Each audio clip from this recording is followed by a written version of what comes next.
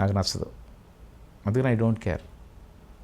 పుకార్ సినిమాలో పారాగ్లైడింగ్ ఆగ్రాలో early morning 5:30కి MiG-27లో ఎడ్జ్లో కూర్చోబెట్టి హెర్నెస్ వేసి నాకు, నేను కెమెరా పట్టు కూర్చున్నాక ఓపెన్ అవుద్ది అలాగా. 20,000 ఫీట్లో ఉంటాం పైన, కెమెరా చేతికి ఇచ్చారు, నా వేడిని డంగ్ డంగ్ మంది దూకుతున్నారు అందరూ. తప్పర్ ఆయన గిన్నిస్ రికార్డ్ హోల్డర్ ఇండియన్, ఆయన దూకి ఇలా ఎన్ని షాట్ తీసాం. మ్యాటర్ ఆఫ్ 1.5 minutes 2 minutes ఉంటుంది ఆ షార్ట్ లెంగ్త్, బట్ ప్రిపరేషన్ అవన్నీ కలిపి చాలా టైం పట్టింది. షార్ట్ అయిపోయింది, కెమెరా ఇచ్చేసాను, లేద్దామంటే నాకు ఇక్కడి నుంచి పని చేయట్లా 2 కాళ్ళు. ఎందుకు నాకు తెలియదు ఎందుకు పని చేయట్లేదు.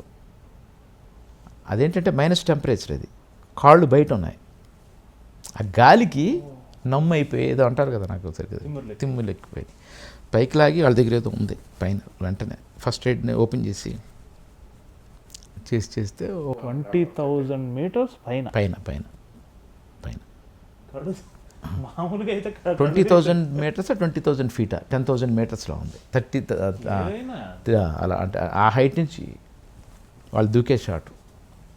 పైగా అది ఆ టైంకే ఫ్లైట్స్ వెళ్ళిపోవాలి పైకి, లేకపోతే బర్డ్స్ అడ్డొస్తాయని చెప్పి మనం 4:30కి పైకి వెళ్ళిపోయాం మేము. పైకి 4:30కి వెళ్ళినది 5:30లాగా ఉంది, సన్ కనబడుతున్నాడు మాకు ఆల్రెడీ. నోట్ దిస్ పాయింట్, మీరు వెళ్ళే కొలిది sun, you can see sun కదా. సో 4:30కి మేము పైకి వెళ్ళాం, but it's like 5:30 full bright పైనుంచి సన్ రెడ్ లైట్. సో అది వేరు, వర్క్ చేస్తుండే ఉండే రెస్పాన్స్. ఇంట్లో పోతే ఏముంటుందండి. కొన్నిసార్లు ఇది సరైన దారిలో వెళ్ళట్లేదు అని మీకు అనిపిస్తుంది, పైకి చెప్పినా చెప్పకపోయినా. అలా అనిపించినా కానీ మీరు మిగతా సినిమా పూర్తి చేసి తీరాల్సిందే. దాన్ని మిమ్మల్ని మీరే సర్ది చెప్పుకుంటూ చేస్తారు. ఆ సంఘర్షణ ఎలా ఉంటుంది సార్? అట్లాంటి సందర్భం వచ్చింది? ఉంది. పేరు చెప్పను, పెద్ద సినిమాకి అలా జరిగింది. తెలుసు నాకు రాంగ్ అయిపోతుందని తెలుసు, రాంగ్ ట్రాక్లోకి వెళ్ళిపోతున్నాం మేమని తెలుసు నాకు. అయ్యయ్యో వరుసగా 2 హిట్లు, వరుసగా 3 హిట్లు ఇచ్చానే ఈ హీరోతో, 2 హిట్ల అని ఫీల్ అవుతున్నాను, బాధపడుతున్నాను.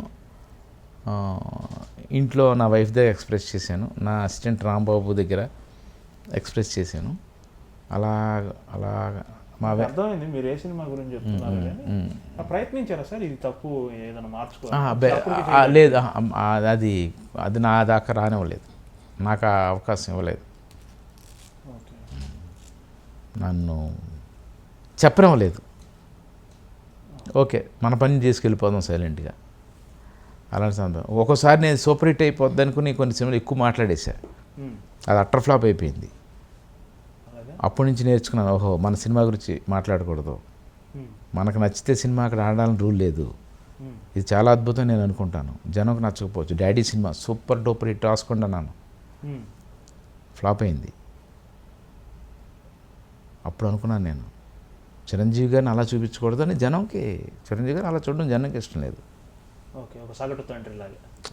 స్వయం కృషి కానీ బెస్ట్ ఫిల్మ్స్ అన్నీ ఉంటాయి అన్ని జనంలో వేసి ఇంకోటి లాంటి, ఓహో మన సబ్మిసివ్గా ఉండాలి, మనకు నచ్చిన సినిమా కాదు, మనం దేవుళ్ళం కాదు, ప్రేక్షకులే దేవుళ్ళు, వాళ్ళకి నచ్చితే సినిమా హిట్ అంటే అది నేను హిట్ అనాలి, ముందే హిట్ అంటే మాత్రం చెంప మీద పట్టుకోవాలి. పవన్ కళ్యాణ్ గారు గొప్ప హీరో ప్రజల దృష్టిలో, కానీ ఆయనకి ఎక్కడో దర్శకుడు అవ్వాలని ఒక కోరిక ఉంది కదా, దాంతో జానీ సినిమా తీశారు.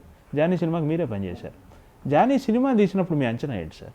నాకు కళ్యాణ్ అలా డల్గా అలా ఉంటే నాకు అస్సలు నచ్చేది కాదు, అస్సలు నచ్చేది కాదు. దెబ్బలు తినడం మనిషి డల్గా సినిమాలో అస్సలు నచ్చేది కాదు. బట్ నాకు కళ్యాణ్ కావాలి, I don't lose him. Symptoms తెలిసాయా మీకు?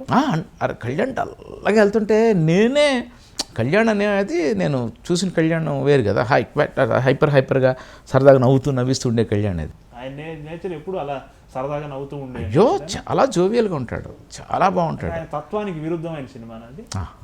ఆయనకి ఏంటంటే అఫ్కోర్స్ మీరు సినిమా చూస్తే మేకింగ్ అంతా ఇంటర్నేషనల్ స్టాండర్డ్లో ఉంటుంది. అతను నమ్మింది చేసాడు, తను డైరెక్టర్ అయితే ఏం చేయాలో అది చేసాడు అతను, కానీ అది కరెక్ట్ కాదు తర్వాత తనకు కూడా తెలుసు. బట్ ఓకే నమ్మాం, దిగాం, చేద్దాం చూద్దాం చేసాడు అంతే. బట్ ఒరిజినల్ కళ్యాణ్ అలా ఉండడు, చాలా హైపర్, చాలా సరదాగా ఉంటాడు, చాలా జోవియల్గా ఉంటాడు. ఎప్పుడన్నా కోపం వస్తే సీరియస్గా ఉంటాడు తప్ప 99.9% వెరీ క్యాజువల్, జోకులు వేస్తుండాలి. ఇన్ఫ్యాక్ట్ కళ్యాణ్ సెట్లో పడపడపడ నవ్వుతుండాలి, ఎప్పుడు నవ్వుతుంటాడు. షార్ట్లోకి వెళ్ళి నవ్వుతాడు, అది కదా షార్ట్ రెడీ అంటే నవ్వుతుంటాడు, టేక్ అంటే రెడీ అంటాడు, అప్పుడు మూడ్లోకి వస్తాడు. అప్పుడు దాకా తను నవ్వుతూనే షార్ట్లోకి వచ్చి యాక్ట్ చేసేసి మళ్ళీ టక్మని షార్ట్లోనే నవ్వేస్తుంటాడు. షార్ట్ కట్ చెప్పి ముందు కూడా నవ్వేస్తుంటాడు ఒక్కోసారి. అలా ఉంటాడు. హీరోల్లో మీ ఫస్ట్ ఫ్రెండ్ నాగార్జున గారు కదండి, ఈ టాప్ హీరోలు అందరూ ముందు మీ దగ్గర నాగార్జున గారు కదా. నాగార్జున మొదటి నుంచి కొత్తదనానికి అట్రాక్ట్ అవుతుంటాడు ఆయన, ఎప్పటికప్పుడు ఏదో ఒకటి అని. సో మజ్ను సినిమాలో క్లోజ్ అయిన ఆయన, ఐ వాజ్ అసిస్టెంట్ గురుగారు దాసనారాయణ వారి సినిమా. అప్పుడు బాగా క్లోజ్, అంటే ఆయన ఇప్పుడు ఇందాక చెప్పారు కదా ఎవరొకడు అందరితో సరదాగా. సో ఆ టైంలో కొంచెం నాగార్జున రిజర్వ్డ్గా ఉండే టైంలో నేను బాగా దగ్గరికి వెళ్ళి మాట్లాడేసి ఎప్పటికప్పుడు పెప్ చేస్తుండేవాడిని అండి. బాబు ఇది, బాబు అది. అప్పుడే ఆ యజ్ఞనక్షత్రం ఎదురు రిలీజ్ అయింది, మౌన్ రాగం. కార్తీక్ ఉండే కార్తీక్ సినిమా చూశాను, ఆ సరదాగా ఉన్నాడు, ఇలా ఉన్నాడు, ఇలా ఎన్ని కౌరులు చెప్తూ ఉండేవాడిని ఎక్కువ నాగార్జునకి ఏదో గెడ్డం టీమ్ చేయాలంటే రామచంద్ర దగ్గర తీసుకెళ్ళా కారులో మెడ్రాస్లో. ఆ వెళ్ళేటప్పుడు తనతో మాట్లాడుతుంటే తనకి ముందు యూనిట్లో ఒక మనిషి ఉన్నాడు మనతో, ఇలా అనేసి ఒక ఇది స్టార్ట్ అయింది ఆయనకి. సో అది అలా ట్రావెల్ చేసి నా మీద దృష్టి పడిపోయింది. సో అతని మనసులో ఉండేది, నాకు చొక్కాలు ఇచ్చేవాడు, షర్ట్స్ ఇచ్చేవాడు. సో అలా నాగార్జునకి స్టార్ట్ అయింది నన్ను కెమెరామెన్ చేయలేని మనసులో ఉందిలా ఉన్నది లేదు. తర్వాత నిర్ణయం టైంలో ప్రియదర్శన్ గారికి ఏదో లొకేషన్ చూపించమంటే ప్రియదర్శన్కి నేను నా కార్లో ఎక్కించి చూపిస్తుంటే నా బాడీ లాంగ్వేజ్, నా మూమెంట్స్ అవి చూసి ఆయన యాక్ట్ చేయమన్నాడు. చేయనంటే నాగార్జున బ్లాక్మెయిల్ చేసాడు, నువ్వు యాక్ట్ చేస్తే సినిమా ఇస్తా, నన్ను కెమెరామెన్ చేయండి బాబు, నీ కెమెరామెన్ చేస్తా, నీ తొక్కల యాక్టింగ్ నాకెందుకు, సరే ముక్కు మొహం లేదు నేను ఎందుకని, అలా కాదు నువ్వు యాక్ట్ చేయి, నీకు నేను కెమెరామెన్ ఛాన్స్ ఇస్తాను. పాపం చేయకపోయినా ఇచ్చేవాడు, కానీ అలా అంటే అందులో యాక్ట్ చేశాను. నెక్స్ట్ వారసుడు సినిమా ఇచ్చాను. మామూలుగా సహజంగా ఇండస్ట్రీలో ఒక రంగంలో పేరు రాగానే పక్కన వాళ్ళు చెప్తారు మీరు నటించాలి, పక్కన చెవిలో ఊదేవాళ్ళు ఉంటారు కదా. గొప్ప దర్శకులకు కూడా అలా చెప్పి నటింపజేసి తోసేశారు, అలా మీకు జరగలేదా? ఇద్దరు ముగ్గురు చేయమన్నారు అప్పుడే. జేడి చక్రవర్తి మృగం సినిమాలో మొన్న ఎవరో చేయమన్నారు, మొన్న ఎవరో చేయమన్నారు నన్ను. అలవా తిట్టి ఇప్పుడు కాదు నేను అనేది, మీరు 20 ఏళ్ల క్రితం తలుచుకుంటే హీరో అయిపోయాడు.